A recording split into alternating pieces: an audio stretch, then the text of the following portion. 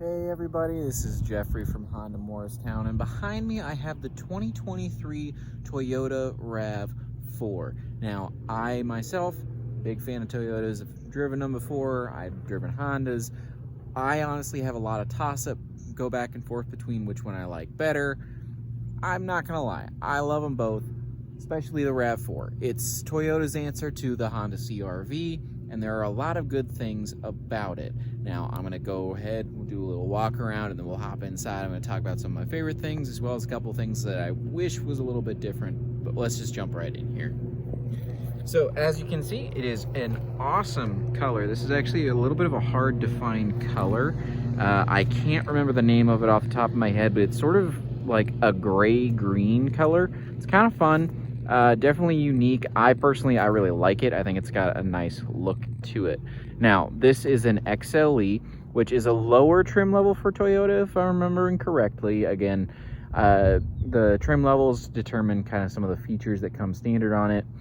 So with here, you will see a nice big liftgate door. It is not an automatic liftgate, but it is what I like to think of as sort of that like hydraulic assist there. So where once it starts going, it'll kind of go up, but it's not technically automatic. But you do have plenty of storage space here in the back, very, very reminiscent of that CR-V. If you don't know what I'm talking about, I do have another video on my channel of a CR-V. Go ahead and take a peek there. It should be in the same playlist that this one is under.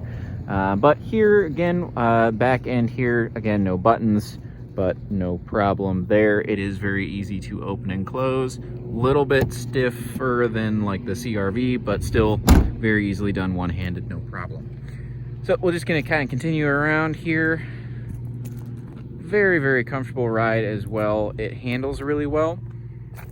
It is, you know, a nice option for a, you know, mid-sized SUV, if you will. I would not call it a small SUV. I definitely call it a mid-size, like I said, similar to a CR-V. It does have keyless entry with that proximity. So it already unlocked when I did the tailgate. So you can see it was unlocked there. You can see that there are these little lines. That's, you can touch that and it locks them. I'll come back here so this one doesn't have it. So it is locked. You'll hear it unlock there. Nice and quiet there. We are gonna open it up here.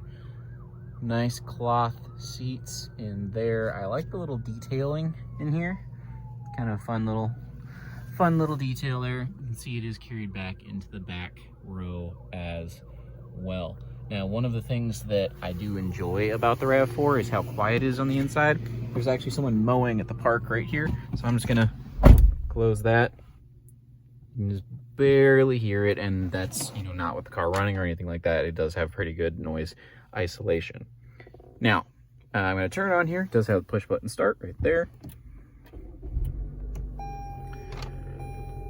So, one of the things that I really enjoy about the RAV4 is actually not a tech feature at all. It is the field of view. I really enjoy how much glass there is. That seems like sort of a strange thing to say, but it is really nice to have that much of a field of view when you are driving. It feels like you have a lot of visibility because you do. The kind of blind spots created by these are pretty minimal, and that's in part thanks to this down here. Nice windows, and it is a very good sized windshield. That was actually one of my main issues when I drove Tundra, was I had a couple of really bad blind spots that with the way that this is designed, I actually, if that Tundra had the same, you know, layout, I would not have that issue. Now, otherwise, it is pretty simple in terms of tech. It is dual zone climate control, which is great. You can see that here. There's just simple turn knobs there, but you can sync them just with the push of a button. There you go. Very nice and easy. I'll turn the fan down, just push button, very simple. It does have that auto start stop feature that you can turn off. Some traction control stuff. Otherwise, the only other real thing that I really want to draw attention to, so it does have a touchscreen. It's pretty simple. There's not a ton of tech features on this trim level. again, I'm not a big tech person in cars. I like when they have it, but it's not ever something that I'm like, oh, it doesn't have this built in, I'm okay with that. And that comes from me owning a lot of older cars just myself. But one thing I do really want to point out that I do enjoy here, so it's kind of a two-part thing.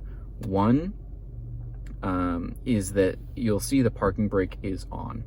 I tend to be a little bit more old school when it comes to a parking brake. I almost always put my parking brake on. It just extends the life of your transmission, a little bit easier on your transmission. I'm used to just doing that. The RAV4 here actually does it automatically, so you'll see me, I'm gonna put it into gear, and you'll see it automatically disengage that parking brake, and it automatically engages it as well when you put it in park. I really like that. It's something that is, you know, it's really small, very, very simple, but it is gonna help a lot. And you can turn it on and off on your own. Push it there we go. Down turns it off, pulling up turns it on. So I just, it's a small thing. I do really like it. The other thing I like here is it does have different drive modes. And it is very, very simply laid out where it is. It's not like a knob or a dial. It's literally just a button that you push and it changes it. Now, there aren't any indicator lights here. Where you see it is up here on the digital display there, right there in the corner. So you can see a sport. I'm gonna push normal. It's nothing. Eco, mud and sand, rock and dirt, snow, and you can do snow sport. I don't know exactly what that would be, but it sounds fun. Otherwise, you can just push the buttons there, nice and easy.